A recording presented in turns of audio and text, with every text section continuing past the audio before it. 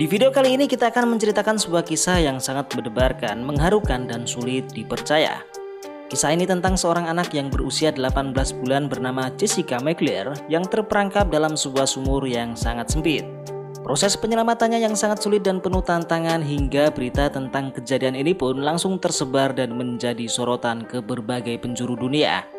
Kisah ini menjadi pelajaran bagi semua orang, terutama bagi para orang tua yang memiliki anak kecil yang belum memahami bahaya namun seringkali dibiarkan tanpa pengawasan. Jadi simak terus video ini sampai akhir.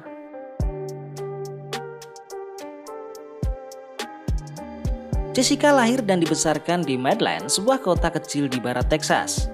Jessica adalah anak kedua dari pasangan Louis dan Reba. Keluarga mereka merupakan keluarga pekerja kelas menengah, di mana sang ayah bekerja keras untuk menghidupi keluarganya, sementara sang ibu Reba juga bekerja untuk membantu keuangan keluarga. Beban yang dipikul Reba bisa dibilang sangat berat karena selain bekerja, ia juga harus menjaga anaknya Jessica yang saat itu masih berusia 18 bulan. Yang dimana Reba bekerja di sebuah tempat penitipan anak milik saudarinya. Jadi selain menjaga anaknya sendiri, ia juga harus menjaga anak-anak yang dititipkan di tempat tersebut. Pada tanggal 14 Oktober tahun 1987, kejadian yang sangat menggegerkan terjadi. Pada suatu sore, Reba membiarkan Jessica dan beberapa anak lainnya bermain di taman, sementara ia sibuk membersihkan halaman rumah. Telepon rumah kemudian berdering dan Reba pun masuk untuk mengangkat telepon tersebut. Ia berpikir bahwa tak akan terjadi apa-apa karena Jessica dan anak-anak lainnya sedang bermain di taman yang dirasa cukup aman. Namun setelah menutup telepon dan keluar, ia terkejut mengetahui Jessica yang tak ia temukan di taman. Reba yang panik kemudian mencari Jessica ke sana kemari hingga akhirnya ia mendengar suara tangisan dari dalam sebuah lubang pipa kecil di area tersebut.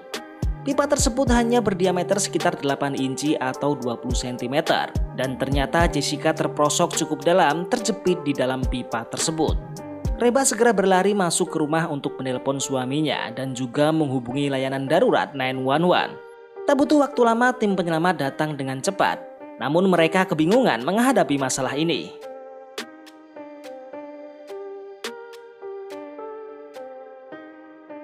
Setelah ditelusuri ternyata pipa tersebut adalah sumur minyak tua yang sudah tak terpakai. Dan yang menjadi pertanyaan besar adalah mengapa sumur tersebut dibiarkan terbuka di area yang sering digunakan bermain anak-anak.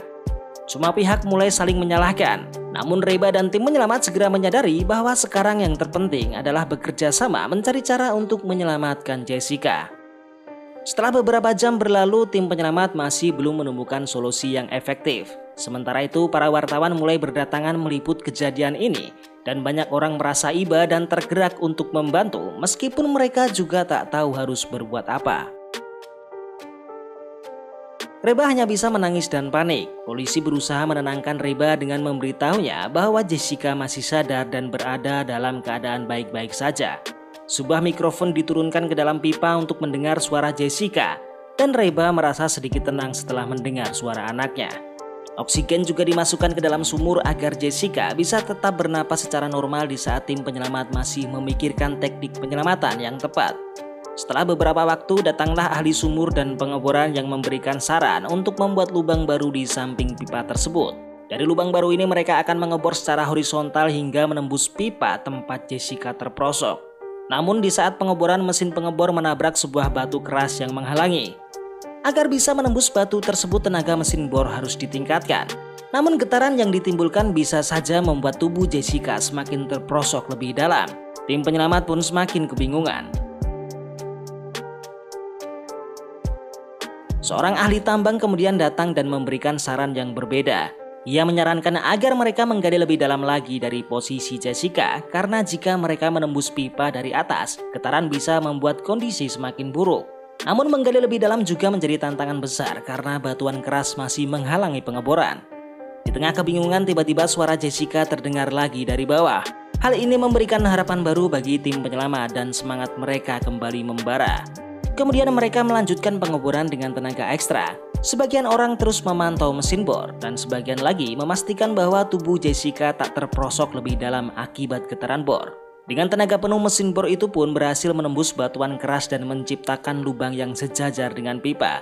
Tim penyelamat kemudian diturunkan dan berusaha menggali horizontal di bawah Jessica. Namun ruang yang tersedia terlalu sempit untuk menggali dengan leluasa.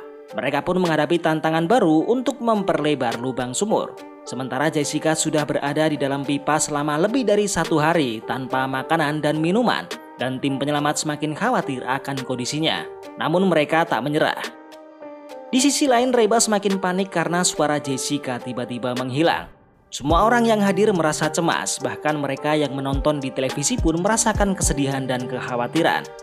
Tak lama kemudian seorang ahli dalam pengeboran sumur memberikan saran untuk memperlebar sumur dengan menggunakan air bertekanan tinggi yang biasa dikenal dengan sebutan water jet. Setelah beberapa saat alat tersebut tiba dan proses pengoboran dilanjutkan dengan hati-hati. Ketika ruang di sekitar sumur dirasa sudah cukup luas, tim penyelamat diturunkan untuk membuat terowongan menembus pipa tepat di bawah Jessica terjebak. Namun penggalian harus dilakukan dengan sangat pelan dan hati-hati karena lubang sumur itu bisa saja runtuh dan malah menimbun si penyelamat yang sedang menggali.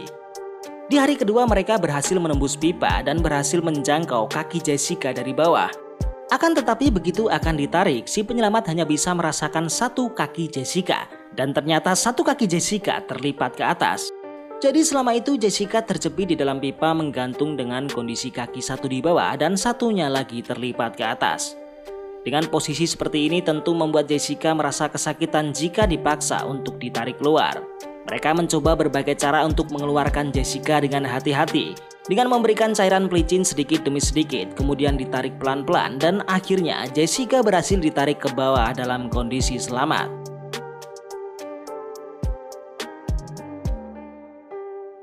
Kejadian ini terjadi pada tanggal 16 Oktober tahun 1987 setelah Jessica terjebak selama hampir 58 jam.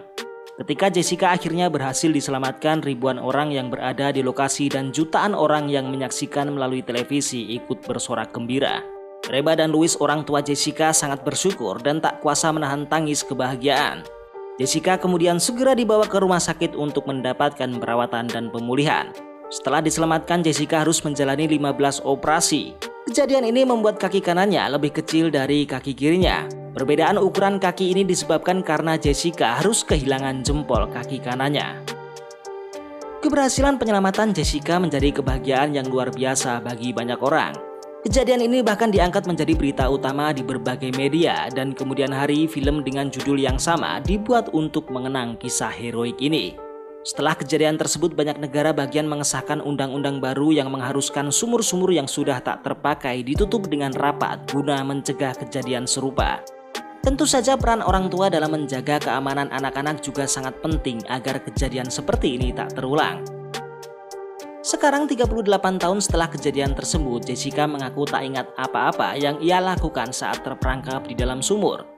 Saat ia berusia 5 tahun, ia menonton tayangan penyelamatannya. Sambil berurai air mata, ia bertanya kepada ibu tirinya siapa gadis malang itu. Dan betapa kagetnya dia setelah tahu jika gadis malang tersebut adalah dirinya sendiri. Tetapi efek lain dari kejadian ini adalah keberuntungannya dalam sisi finansial.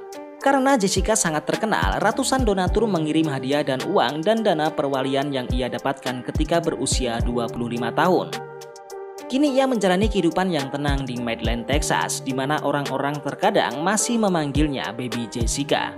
Suaminya, Danny, adalah seorang mandor di sebuah perusahaan pemasok pipa, dan Jessica adalah asisten guru pendidikan khusus di sekolah dasar setempat. Mereka memiliki 2 anak yang mereka beri nama Simon dan Cyan. Kisah ini memberikan pelajaran tentang keberanian, kerjasama, dan solidaritas. Banyak orang yang datang membantu dengan tulus, meskipun pada awalnya tampak mustahil, akhirnya keberhasilan itu pun tercapai. Kisah ini juga membuktikan bahwa ketika kita bekerja bersama dengan semangat yang tinggi, bahkan hal yang tampak tak mungkin bisa menjadi kenyataan.